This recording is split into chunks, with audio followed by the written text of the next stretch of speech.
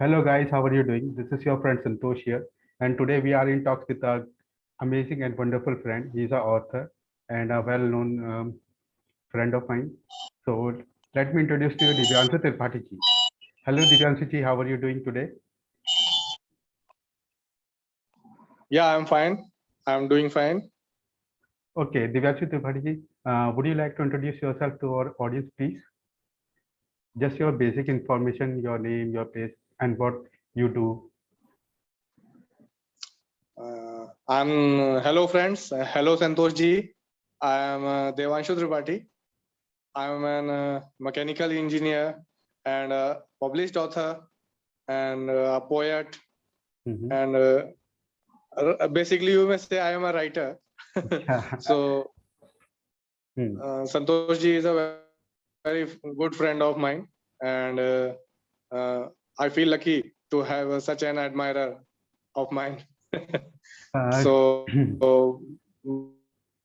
introduction is a very simple one. I am an open book, and I am basically a mechanical engineer, and I work in JSW Steels Limited, and writing is my passion. So since 12 years I was working, and I was busy in my professional life, but अभी कुछ दिन पहले मुझे लिखने का lockdown जब लगा था पिछले साल, तो पैंडेमिक का लॉकडाउन था, तो कुछ दिन घर में था, तो बहुत दिन मतलब निगेटिविटी एक सराउंड करती थी, और न्यूज चैनल्स के थ्रू और इनके थ्रू, तो उसके बाद मैंने मतलब सोचा कि कुछ के मतलब कुछ अपने माइंड को डाइवर्ट करते हैं, तो बेसिकली टीनेज डेज में मेरा लिखने का शौक हुआ करता था. Okay, I think Himanshu bhai, Divyanshu bhai, you have. तो मैंने ठीक इसको किया लिखने के लिए, और भगवान की अच्छी कृपा रही कि हमारी बुक्स पब्लिश हुई, और एक एक करके 4 बुक पब्लिश हो गई, और लेटेस्ट अभी लॉकडाउन इश्क आई है मेरी बुक. काफी पसंद कर रहे हैं लोग उसको. और अच्छा आशीर्वाद है आप लोग का, ऐसे ही बना रहे तो अच्छा रहेगा, और आगे भी किताबें आती रहेंगी. और अभी तो राइट नाउ मेरा एम्बिशन यही है कि मैं फुल टाइम ऑथर बनूं. ओके, वेल, ठीक है, आपसे बात करते हैं. बहुत मजा आ रहा है क्योंकि काफी कुछ है जो मतलब ऐसा न्यू ऑथर जो है आपसे सीख सकते हैं. There are many things which people can learn from me, and I really like your writing because I have read your particular book, that is Lockdown Ish, I guess that is the name of the book, and I really loved it. It's a Hindi book, and I would like to show this book to my friends or viewers who are watching this video right now. So friends, this is a book that my friend has written. The title of the book, और इसका नाम है, book का नाम है, title है lockdown इश्क. ये एक हिंदी प्रेम कथा है, कहानी है, आपके मोहल्ले की प्रेम कहानी. तो ये काफी अच्छी किताब है, तो आप देखिए. अगर आपको इंटरेस्ट है कि किस तरह से मतलब स्टोरीज को फ्रेम किया जाता है, तो आप इसको देखिए, क्योंकि इस स्टोरीज के थ्रू जो हमारे ऑथर है दिव्यांशु जी, इन्होंने बहुत अच्छी फ्रेम करी है, और आपको ये चीज समझ में आएगा कि कैरेक्टर बिल्डिंग क्या होती है, क्योंकि जो कैरेक्टर है वो बहुत ही डिफरेंट है, यूनिक है इसमें. तो दिव्यांशु जी, ये तो आपका बहुत ही बेहतरीन और सराहनीय काम है, जो मतलब देखिए, प्रिंटिंग भी बहुत अच्छी है, इसका डिजाइन भी अगर आप देखेंगे तो आपको ये पता चलेगा कि प्रिंटिंग में काफी मेहनत की गई है ना. तो आप देख सकते हैं, आप इसको अमेजोन से बाय कर सकते हैं, फ्लिपकार्ट से बाय कर सकते हैं, आपको लिंक मिल जाएगा. लेकिन इसके अलावा हम दिव्यांशु जी से काफी और चीजों पर बात करेंगे. दिव्यांशु भाई, ये राइटिंग का मतलब आपको चस्का चढ़ा कैसे? मतलब आप कह रहे हैं you are a mechanical engineer, so how you get shift towards writing a book and authoring things? तो ये कैसे हुआ सब? How did all happen to you? Writing actually में सर मैं मतलब बेसिकली शौक तो बहुत लोग रखते हैं राइटिंग का. मतलब जब हम टीनेज में रहते हैं तो बहुत लोग पोएट्रीज लिखते हैं. अगर फ्रैंकली स्पीकिंग करूंगा तो बॉयफ्रेंड्स अपने गर्लफ्रेंड्स को लेटर्स लिखते हैं, पोएट्री बना के लिखते हैं, तो वो टूटी फूटी होती है, लेकिन एक एक्सप्रेशन तो होता ही है. एक्सप्रेशन तो एक होता ही है. तो उसको अगर आप वर्ड्स में फ्रेम कर पा रहे हैं तो आप समझिए कि वो. I think guys some network issues there. Divyanshu ji will be back. तब तक I can control. बचपन से मेरे मतलब दिमाग में आते थे, और मुझे बेसिकली क्या आइडिया लगता है कि राइटिंग अगर आपको, तो आपके घटनाक्रम होते हैं आपके लाइफ में, मतलब जो चीजें होती रहती हैं आपके साथ, घटती हैं नॉर्मली, तो वो अगर आपके दिमाग में कहीं ना कहीं घर कर रहा है और आपको काफी लंबे समय तक याद रहता है, मतलब लिख के एक्सप्रेस कर सकते हैं। और अपने वर्ड्स में अगर आप उसको ढाल पाते हैं तो बहुत ही अच्छी बात है। तो मेरा तो बेसिकली राइटिंग यही था कि मुझे मतलब बचपन से स्टोरी टेलिंग, स्पीचेस, डिबेट्स में मैं मतलब रहता था। लेकिन मैकेनिकल इंजीनियर तो बाय फेट बोलेंगे या भगवान की दया बोलेंगे, उससे मैं बना था। लेकिन राइटिंग मैं बचपन से ही, मतलब टीन एज में जब आया तभी से स्टार्ट की थी मैंने उसको प्रोफेशनली में। मैंने मतलब उसको लिया नहीं था, और जब मौका मिला तो किया उसको। और सडनली ये मतलब हुआ कि पिछले साल इंस्पिरेशन मिली कुछ कि हाँ चलिए ठीक है, बैठते हैं खाली घर में बैठ के, मतलब खाली न्यूज सुनते रहना, और तो इससे अच्छा कुछ क्रिएटिव काम किया जाए। तो मैंने वही इसीलिए राइटिंग करने का निर्णय लिया। तो सबसे पहले जो मैंने English book dream of a common boy लिखी थी, वो मेरी खुद की कहानी थी। उसमें मतलब छोटी शॉर्ट स्टोरी वो भी थी, लेकिन मेरी खुद की कहानी थी कि मतलब कैसे 35 इयर्स की जर्नी मैंने एज अ टीनेजर, जब हम मतलब उसका एक ब्रीफ इंट्रोडक्शन दूंगा आपको किताब का, कि जब मैंने हम लोग कॉलेज लाइफ में रहते हैं तो एक जो साधारण मध्यम वर्गीय परिवार, जिसको कॉमन पीपल बोलते हैं ना, तो एक मध्यम वर्गीय परिवार का जो एक लड़का होता है या लड़की होती है, उसके ड्रीम्स जो होते हैं ना, जैसे जब आप 5वीं 6वीं क्लास में पहुंचते हैं, 5th and 6th class around, मतलब 8 to 10 ईयर्स की टाइम रहेगा, तो आपके ड्रीम्स कुछ होते हैं कि हाँ मैं म्यूजिक करूंगा। बाद में जब आप और आगे बढ़ते हैं तो आप आगे बढ़ने के बाद आपके और ड्रीम चेंज होते हैं कि नहीं मुझे इंजीनियर बनना है या डॉक्टर बनना है, जैसा ट्रेडिशनली मतलब होता था हम लोग के टाइम में, स्पेशली 90s के किड्स के साथ होता ही था। हाँ। तो मेरा जो बेसिकली टारगेट रहता है वो 90। और मैं एक बात और, अभी संतोष जी आपने मतलब पूछा है मुझसे, तो मैं आपको एक बात बताऊंगा कि मेरी थिंकिंग है ऐसा कि जो हमारी 70s की जो मतलब जनरेशन है। एक एज ग्रुप था 70s का, हाँ। और जो हमारा 2000 के बाद का जो एज ग्रुप है, बहुत ठीक अलग है है। ना, तो वो लोग एक्सट्रीम मतलब ओल्ड थे, और अभी जो आ रहा है वो एक्सट्रीम एडवांस है। तो हाँ। उसके बीच का जो ब्रिज है, हम्म, एक ब्रिज होता है ना पुराने हाँ। और नए के बीच में जो ब्रिज होता है, हाँ, वो मैं कनेक्टिंग। मानता हूँ कि जो हम लोग 80s के जो हम लोग किड्स है ना, हम्म, जो मतलब हम लोग पैदा हुए जब 80s हाँ। में, तो हम उस चीज के ब्रिज हैं। हमने कंप्यूटर भी आते हुए देखा, मोबाइल भी आते हुए देखा, पेट्रोल को 22 रुपए में भी देखा है, आज 110 रुपए में भी देख रहे हैं। आपको याद होगा, आप खुद भी जाते होगे अपने हम्म, पापा की स्कूटर लेके भराने के लिए। हाँ। तो वैसा मुझे ऐसा लगता है, मैं मतलब चीजों को बहुत साधारण तरीके से बात करता हूँ। हाँ। तो मुझे ऐसा लगता है कि मतलब हम एक ब्रिज की तरह काम करते हैं। तो मेरा जो टारगेट ऑडियंस रहता है ना, वो वही रहता है कि हाँ मैं उनके लिए ही लिखता हूँ, और ज्यादा से ज्यादा मतलब छूना चाहता हूँ लोगों को कि हाँ आपकी लाइफ में ये ऐसा है और आप ऐसा कर सकते हो। ये मेरा मतलब टारगेट रहता है। तो मुझे तो बेसिकली लिखने की इंस्पिरेशन उसी से मिलती है।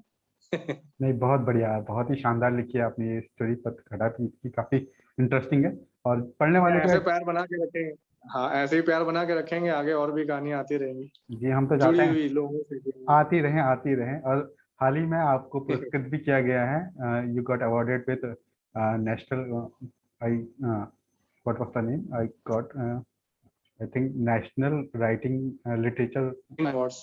हाँ। Thank you for the reminding me. सो उसके लिए भी आपको बहुत सारी शुभकामनाएं। Congratulation to you. Okay thank you, thank you. Dipanshi, I want to ask you one question, and that is related to publishing. Okay. ऐसा न्यू ओके। ऐसा न्यू राइटर और जो भी न्यू ऑथर है, उनको बेसिकली आइडिया होता नहीं है कि how they can get published, है ना। क्योंकि मतलब काफ़ी सारे मतलब कंपटीशंस हैं और काफ़ी सारा मतलब लोगों को अभी अवेयरनेस नहीं है, क्योंकि रिसेंटली जो पब्लिशिंग है वो काफ़ी चेंज हो रही है ना।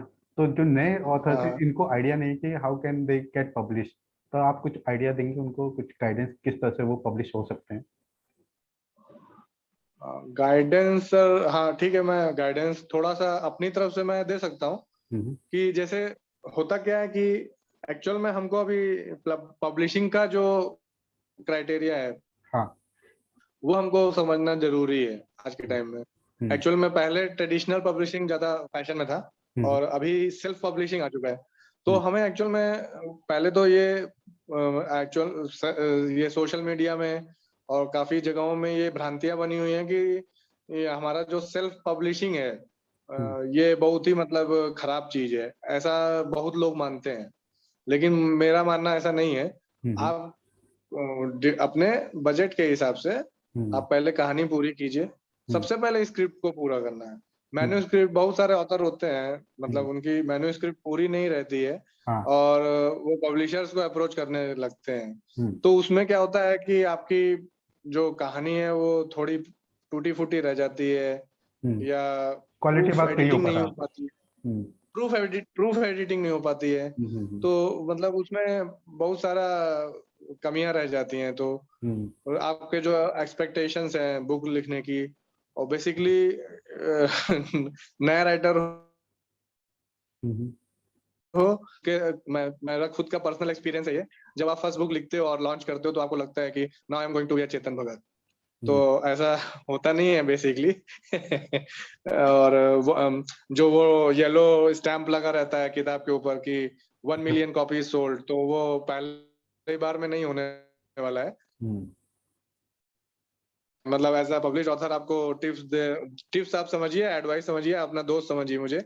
मैं एज अ आपका फ्रेंड हूँ, आपका साथी हूँ मैं। तो आपको मैं ये बताना चाहूंगा कि ऐसा पहली बार में नहीं होता है और ये बहुत ही वास्ट ओशियन है, एक बहुत बड़ा समुद्र है ये। साहित्य एक्चुअल में एक बहुत बड़ा समुद्र है। तो आप साहित्य का दोस्त बनिए, सिंपल।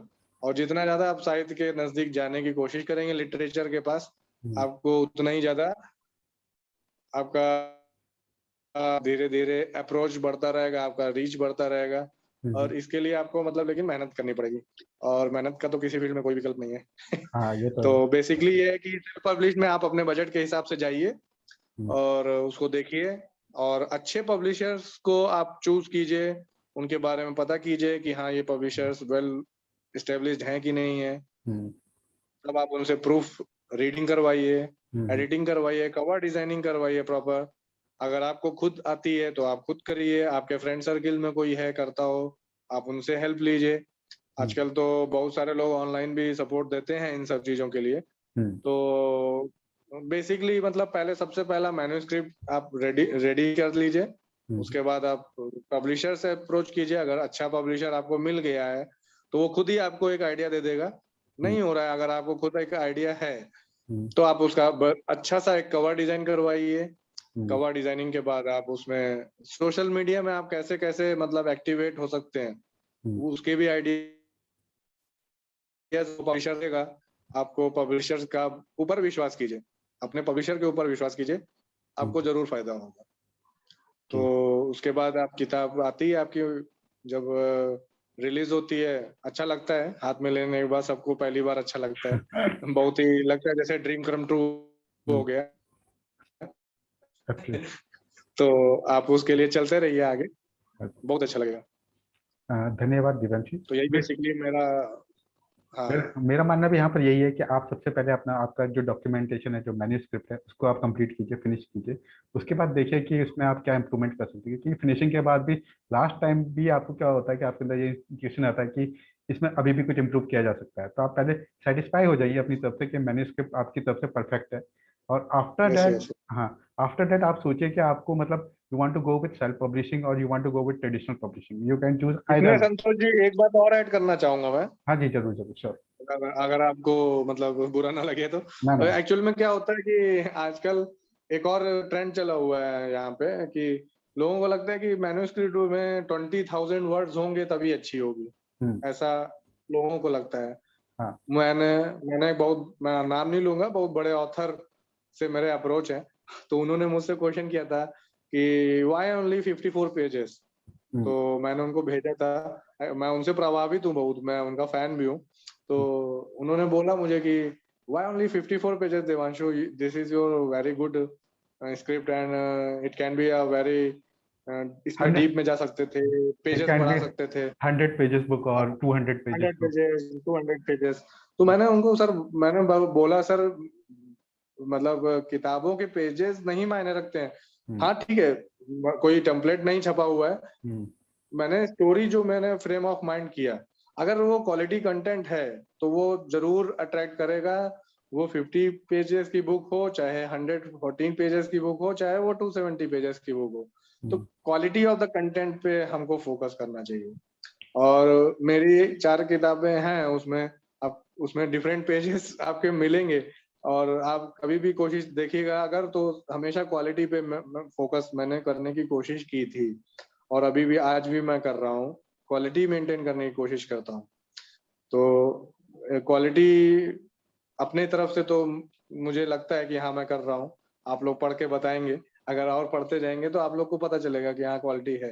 नहीं, आप लिखते तो रहिए, आपकी इसीलिए जितनी भी बुक्स हैं सब क्वालिटी बेस्ड हैं। और बेसिकली अभी तो मैंने सिर्फ फर्स्ट बुक आपकी फिनिश करी है, लॉकडाउन इश्क, आपके गली मोहल्ले की प्रेम कथा। तो बहुत अच्छी है, शानदार है। और मेरा भी मानना यहाँ पर यही है कि आपके number of pages doesn't matter, because what matters is what you are delivering और what kind of value you are giving to your audience, है ना। तो आपके शब्दों में कितनी ताकत है, या कह सकते हैं पावरफुल है, इन्फ्लुएंशियल है, वो मैटर करते हैं। और आप कहाँ। If you are writing a fiction, तो फिक्शन में आप मतलब इमेजिनेशन के किस लिमिट तक आप जा सकते हो, वो आपको देखना चाहिए। Absolutely, absolutely. ठीक है, बहुत बढ़िया, शानदार आंसर दिया आपने देवांशु। इससे काफी लोगों को हेल्प मिलेगी। उनको ये चीज समझ में आएगा कि आपको जरूरी नहीं कि आप, अगर आप कुछ लिख रहे हैं और आपको लगता है कि थोड़ा स्टोरी थोड़ी मतलब पेज वाइज छोटी रह गई, तो आप जबरदस्ती से खींचे। ऐसा जरूरी नहीं है, आपको सिर्फ कंप्लीट करनी है अपनी स्टोरी जो आपके माइंड में है, जिसको आप कह सकते हैं कि आपके हिसाब से परफेक्ट है। और just deliver it to the people, और देखिए कि लोगों का ऑडियंस कैसा आ रहा है, रिस्पॉन्स कैसा आ रहा है। उस रिस्पॉन्स के बेस पर आप अपनी कहानी को, और नेक्स्ट बुक जो है। उसी स्टोरी में आप थोड़ा सा इम्प्रोवाइजेशन कर सकते हैं, लेकिन हाँ। उसमें एक्स्ट्रा मतलब बाहर से कंटेंट लाने की जरूरत नहीं है। हम्म। इम्प्रोवाइज कीजिए, हम्म। चीजों को ऐड कीजिए, हम्म। कुछ रियल लाइफ, अगर फिक्शन में है तो जरूरी नहीं है टोटल फिक्शन ही हो, उसमें कुछ रियल लाइफ एग्जांपल्स आप ऐड कर सकते हैं। हम्म। क्योंकि हर, मेरा मानना है कि जब एक कथाकार लिखता है ना कहानी, तो हम्म। कहीं ना कहीं वो जो मेन कैरेक्टर होता है, वो कथाकार अपने आप को उस जगह पे रख के देखता है। हम्म।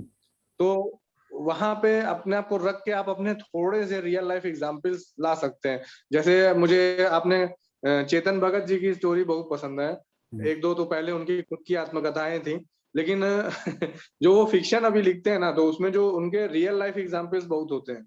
हम्म। ऐसे ही अमिश त्रिपाठी जी लिखते हैं, वो लिखते हैं रामायण अपने हिसाब से, राम हाँ। सीरीज और Ikshvaku, son of Ikshvaku, Sita series, Ravan, वो लिखते हैं मतलब अपने स्टाइल से, लेकिन उसमें रियल लाइफ एग्जांपल्स बहुत होते हैं। आप कभी भी देखिएगा अगर ध्यान से, रियल लाइफ एग्जांपल बहुत होते हैं। हमारे देवी प्रकाश दुबे जी हिंदी के हम्म। महान राइटर हैं आज के टाइम के, नई वाली हिंदी हैशटैग उनके नाम पे चल रहा है, आप अगर आपने देखा होगा। मुझे उनके बारे में पता और एक था। हाँ, मैं उनको फॉलो हाँ, करता हूँ, काफी अमेजोन को भी हाँ, लीड करते हैं। बहुत बहुत लीडर्स को। बढ़िया, बहुत हाँ। बढ़िया। उनके मसाला कैफे, अक्टूबर हाँ। जंक्शन, और इब्ने बतूती तो मेरी फेवरेट किताब है उनकी, बहुत बढ़िया लिखा है।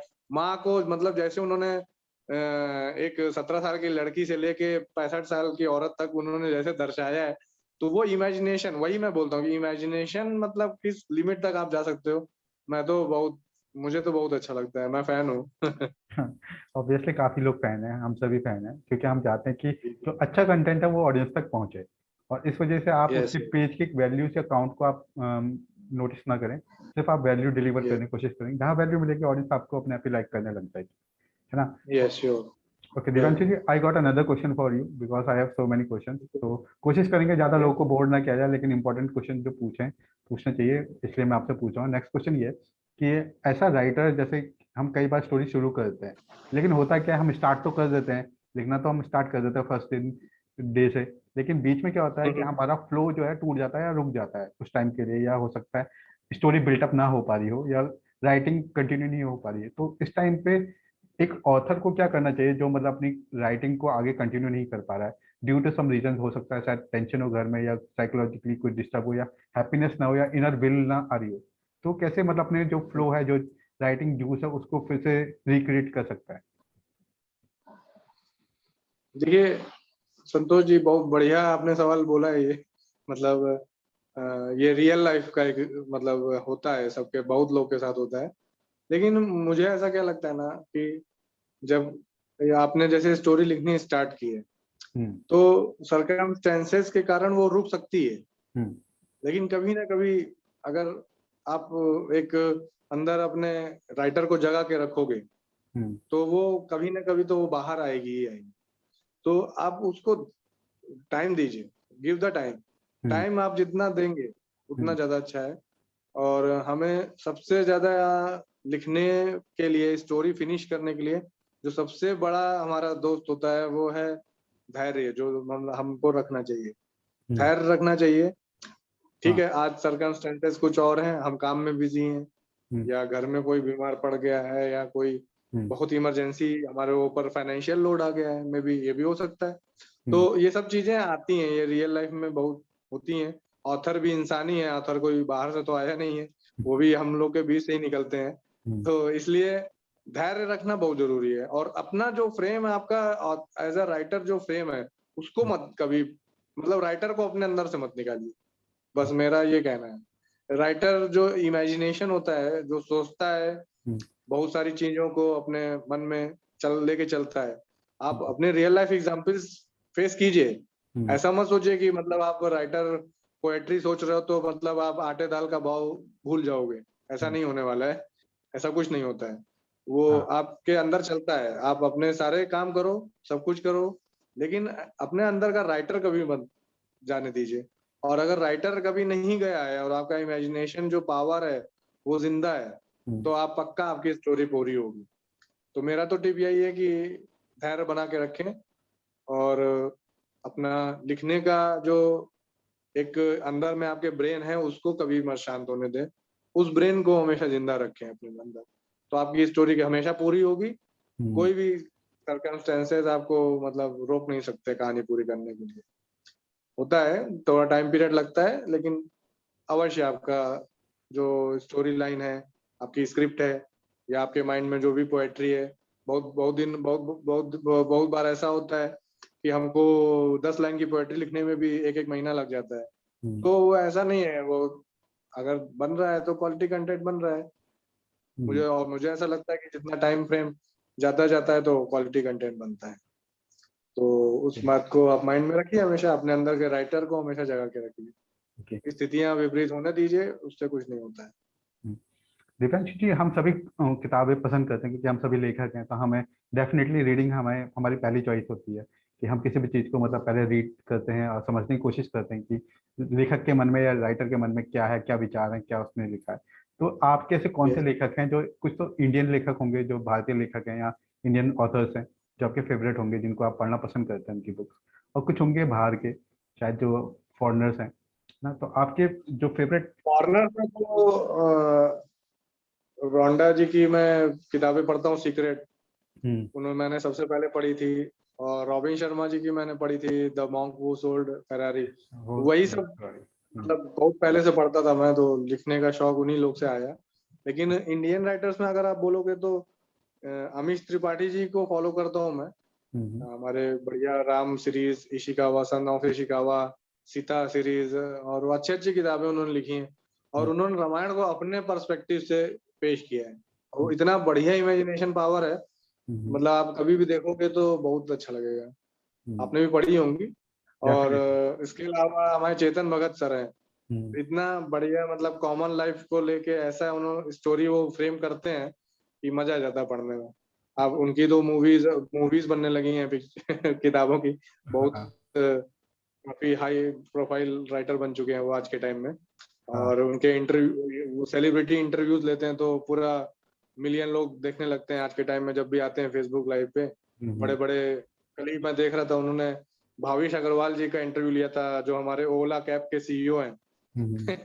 बहुत इंस्पिरेशनल भी रहते हैं उनके वीडियो, ऐसा नहीं है, बहुत इंस्पिरेशनल टॉक उनके करते हैं, कंटेंट अगर नॉर्मल आप चीजें। यूट्यूब पे अगर आप उनका कंटेंट देखेंगे तो वो मोस्टली जो है सेल्फ इम्प्रूवमेंट पे और किस तरह से आप अपनी लाइफ को ऐसा पॉजिटिव डायरेक्शन दे सकते हैं, इसके ऊपर motivation. That not to in very hi-fi language. That is the language, the wordings, the style, the presentation is will be very close to you. That is the most important thing of him.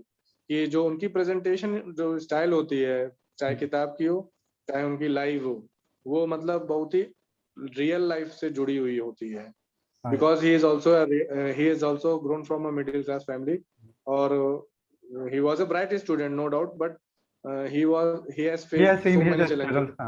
He has seen his Yeah, struggles and he came from so them. many challenges. So और he वो knows. Challenges से निकल के हाँ, आए हैं, तो उनको पता है कि मतलब हाँ, एक एज अ टीनेजर, एक मतलब जब बच्चा होता है, मेल हो चाहे फीमेल हो, उसके मन में क्या चल रहा होता है, बहुत सारी चीजें चल रही होती हैं, तो उसको कैसे ओवरकम करके आपको अपना गोल लेना है, वो चीज वो बताने की कोशिश करते हैं आपको। सिंपल अगर मोबाइल से डिस्ट्रैक्ट हो रहा है आज का पीढ़ी, तो वो उन सब चीजों पे वीडियो बनाते हैं, बहुत अच्छा लगता है। और दूसरे हिंदी के राइटर हमारे दिव्य प्रकाश दुबे जी, जैसे मैंने पहले नाम लिया, आपने बता चुके तो हैं। हाँ जी। और नई वाली हिंदी का हैशटैग उनके फॉलो करता है, और बड़े मिलियन फॉलोवर्स हैं उनके। मुंबई में ही रहते हैं, अभी मिलने का सौभाग्य नहीं प्राप्त हुआ है, लेकिन हाँ कई बार हो जाएगा। लाइव बातें हो चुकी हैं कई बार बातें हो चुकी हैं, उनसे जुड़ा हुआ हूँ मैं। हाँ। और डार्क हॉर्स के राइटर नीलोत्ताल मृणाल जी हमारे जो हैं, आपके आईएएस की कोचिंग आज के टाइम में जो भी करता है, तो नीलोत्ताल मृणाल जी की डार्क हॉर्स जरूर पढ़ता है तो वो भी नई वाली हिंदी का हैशटैग लेके फॉलो करते हैं। हाँ, ये बुक एक्चुअली मुझे पढ़नी थी पर ये अभी पेंडिंग झारखंड है। के हैं, हाँ, झारखंड के हैं नीलोत्ताल मृणाल। हाँ, ये और एक्चुअली एक बुक और है, 12वीं पास है 12th फेल, शायद ऐसा कुछ है टाइटल। हाँ हाँ हाँ हाँ, हाँ, मैंने तो उनकी डार्क हाउस पढ़ी है। डार्क हाउस बहुत लगती है, हाँ, बहुत बढ़िया किताब है, बहुत मोटिवेशनल फैक्टर्स बहुत हैं उसमें, और बहुत बढ़िया हिंदी में लिखी हुई किताब है। दिव्य हाँ, प्रकाश दुबे जी का मुझे लाइकिंग इसलिए है क्योंकि वो इमेजिनेशन जो उनका हिंदी के हिसाब से जो चलता है, वो लगता है कि मतलब जैसे एक नाव चल रही है नदी में। नदी में नाव चलती है, स्मूथली चलती है, और बिना किसी रुकाव के वो चलती जाती है। तो इतना बढ़िया उनके मतलब सोचने की जो क्षमता है, उसका मैं फैन हूँ, और दिव्यांशु जी, यू बहुत आर, सारे लोग फैन हाँ, हैं। आप अवार्ड विनिंग ऑथर हैं, तो आप बताइए आपके अवार्ड विनिंग जर्नी, मतलब आप कैसे मतलब यहाँ तक पहुंचे, मतलब थोड़ा सा ब्रीफ में छोटा सा, ताकि ऑडियंस को थोड़ा आइडिया मिल जाए कि वो किस तरह से, मतलब इस तरह से एक सही डायरेक्शन में फ्लो हो सके, क्योंकि ओके, काफी आपको पता है कि देखिए अवार्ड, बहुत बड़ा हाँ, बात है। यस, वही मैं बोल रहा था कि award winning is not important आज के टाइम में। अवार्ड विनिंग ठीक है, अच्छी हम्म, बात है, लेकिन मेरा ये बेसिकली है कि जो आपका अप्रोच है, वो हम्म, ज्यादा से ज्यादा मतलब आपकी जो थिंकिंग है, आपने जो लिखने की कोशिश की है, कागज पे उतारने की कोशिश की है, हम्म, वो ज्यादा से ज्यादा लोगों तक पहुंचे। हम्म, और ऑब्वियस सी बात है कि जब ज्यादा से ज्यादा लोगों तक पहुंचेगी तो आप अवार्ड विनिंग बनोगे। तो हम्म, मेरी बेसिकली जर्नी तो ऐसी रही कि मैंने अप्रोच ऐसे ही किया, स्टार्ट किया, और हम्म, मैंने स्टार्टिंग से ही थिंकिंग ऐसी रखी थी हम्म, कि क्लियर रही है। हम्म, आप जो भी मतलब लिखते हो, हम्म, आपका जो मोटो है उसमें क्लियर दिखना चाहिए। हम्म, आपकी कहानी जो है उसमें क्लियरली दिखाई पड़ना चाहिए, आप क्या लिखना चाह रहे हो। हम्म, पोएट्री में भी आपका थीम आपने सेलेक्ट किया है, जेन्योर जो सेलेक्ट किया है, हम्म, वर्ड्स क्रिस्टल क्लियर होने चाहिए। वो कैप्स मैं पोस्ट भी डालता रहता हूँ, कई बार वीडियोस भी डालता रहता हूँ यूट्यूब पे, हम्म, अपने दर्शकों को बताता हूँ, या लिखने जो मेरे पाठक हैं उनको मैं बताने की कोशिश करता रहता हूँ कि हम्म, वो कैप्स नहीं मायने रखती है। आजकल मतलब इंटरनेशनल पोएट्री ग्रुप्स में ऐसा चलता है कि लोगों को लगता है कि अगर हम सिंपल ब्यूटीफुल लिख देंगे तो अच्छा नहीं लगेगा, वी शुड राइट एलोरिंग तो ऐसा नहीं है। आप ब्यूटीफुल लिखिए, but that should be represented beautifully. You should write beautiful, but that should be represented beautifully, and open minded. You should be open minded in your, writing. मतलब straight focus कीजिए। हम्म, आप जो लिखना चाह रहे हो एक्सप्रेस कीजिए ओपनली, तो अवार्ड विनिंग आदमी बनता है धीरे धीरे। ये बहुत मतलब मेहनत वाली जर्नी है, हाँ, 2-3 साल लगते हैं इसमें, अगर आप कॉन्टिन्यूअस लगे हुए हो। हम लोग ने तो कॉन्टिन्यूअस वो जर्नी मतलब अटेंड की है। मैंने तो बिना रुके की है, तो इसलिए शायद थोड़ा जल्दी हो गया हम्म, नहीं तो टाइम लगता है, और टाइम लगने से घबराइए मत। हाँ, अ, अगर आपका गोल क्लियर है, हम्म, आपको लिखना है, अपनी सोच लोगों तक पहुंचानी है, हम्म, तो आपका गोल अवश्य आप अचीव कर पाओगे। हम्म, और मेरी शुभकामनाएं रहती हैं। मैं नए ऑथर्स को बहुत प्रमोट करता हूँ। मैं हाँ। हमेशा पढ़ते रहता हूँ। ठीक है। दीपांशु जी, एक आपसे 2 क्वेश्चन और हैं, फिर उसके बाद हम बाइंड अप करते हैं, है ना। हाँ जो बोलिए। ये क्वेश्चन है, ये रिलेटेड है मनी से। क्या आपको लगता है कि ऐसा ऑथर, कोई भी ऐसा न्यू राइटर ऐसा सस्टेन कर सकता है money point of view, financial point of view? देखिए, मनी पॉइंट ऑफ व्यू से जैसे मैंने पहले भी बताया था कि जो बुक जब छपती है, तो जैसे आपने कभी टू स्टेट्स पढ़ी हो, या कभी आपने और भी किताबें जो मतलब 10 बिलियन कॉपी सोल्ड स्टिकर लगा रहता है, तो वैसा सोच के फ्रेम ऑफ माइंड कभी मत रखिए, क्योंकि वो आपको डेफिनेटली सेटबैक देगा। तो मनी पॉइंट ऑफ व्यू से मे बी हो भी सकता है। आपका स्ट्रेटेजी कैसा है, और आपने कैसा पब्लिशर चूज किया है, आपने कंटेंट आपका कैसा है, तो उस पे वो डिपेंड करता है। मार्केटिंग स्ट्रेटेजी मायने रखती है, लेकिन बहुत ज्यादा नहीं मायने रखती है।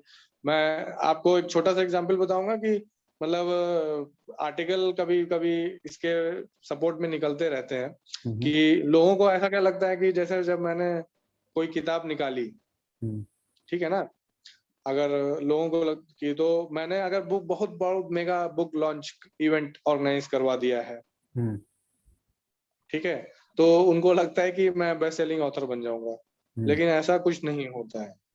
आप मेगा बुक लॉन्च इवेंट करवा लीजिए, बहुत बड़े सेलिब्रिटी से अपनी बुक लॉन्च करवा दीजिए, ये सब मार्केटिंग स्ट्रेटेजी है।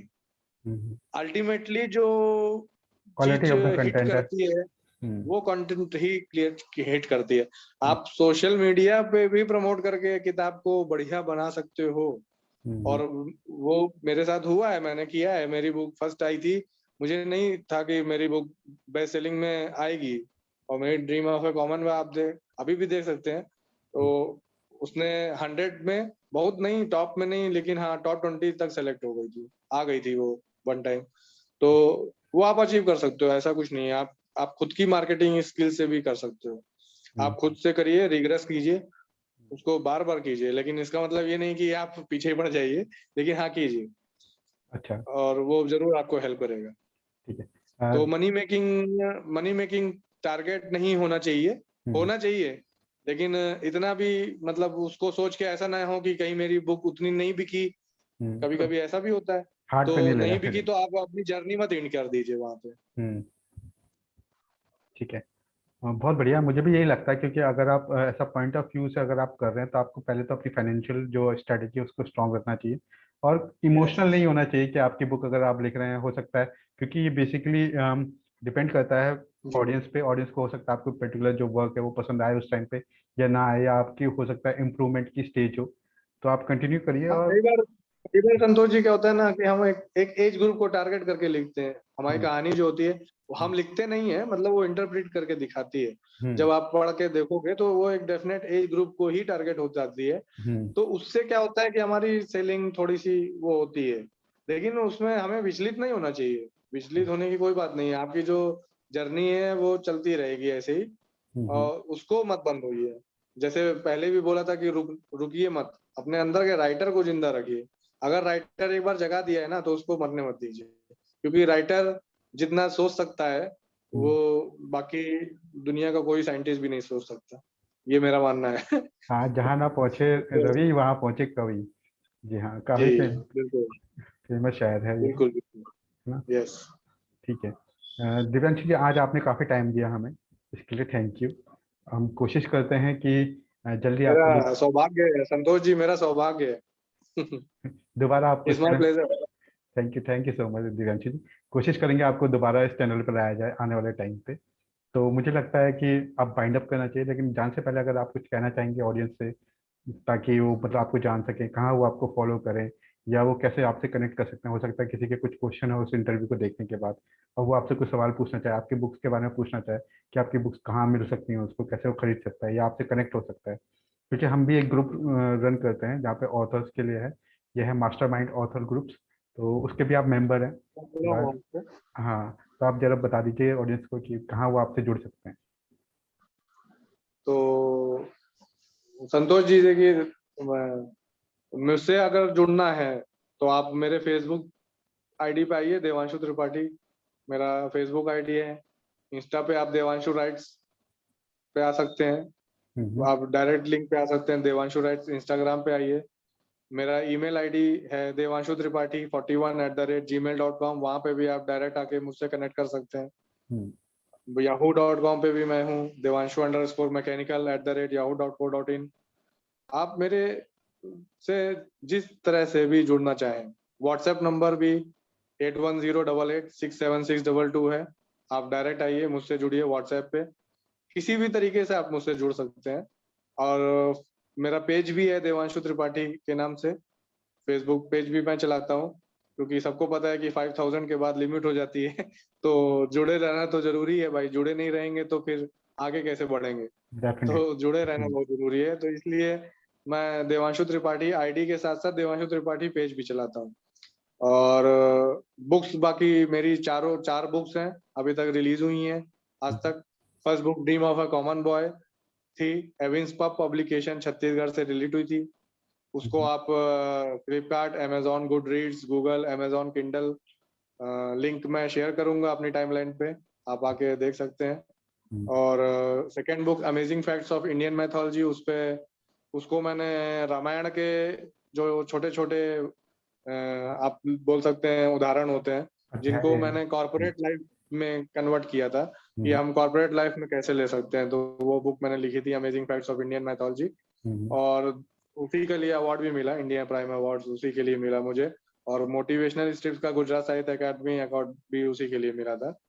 और तीसरी किताब मेरी आई थी, मेरी जो वो पोएट्री की बुक थी, उसको माई एक्सप्रेशंस माई इम्प्रेशन, वो भी फ्लिपकार्ट, अमेजोन सारे चैनल पे रिलीज हैं। ये तीनों बुक मैंने एविंस पब से ही करवाई थी, एक ही ऑथर पे।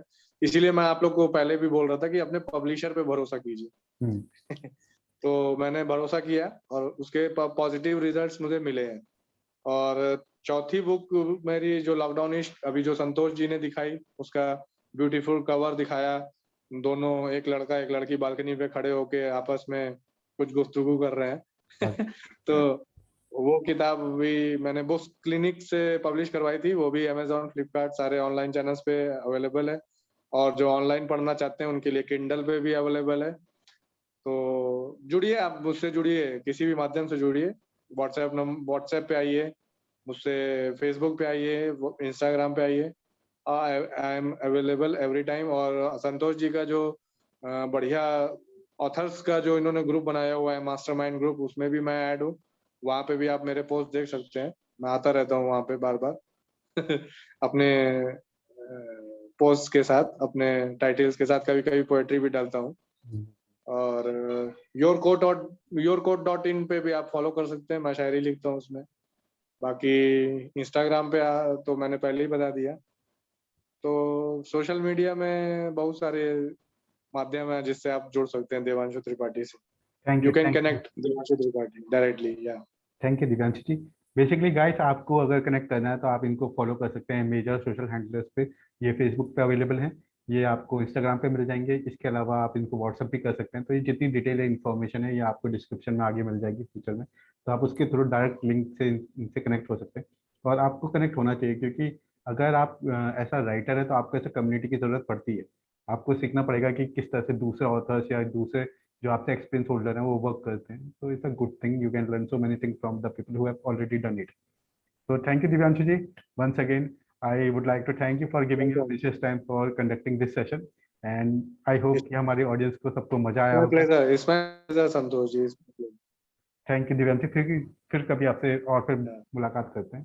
मुझे तो आया, मुझे तो बहुत मजा आया मुझे तो बहुत मजा आया, लोगों को भी मजा आएगा। Thank you. डेफिनेटली आंसर्स ने काफी हेल्प करी होगी लोगों को। धन्यवाद दिव्यांशु जी, फिर बात करते हैं आपसे। Thank you so much. Okay, नमस्कार।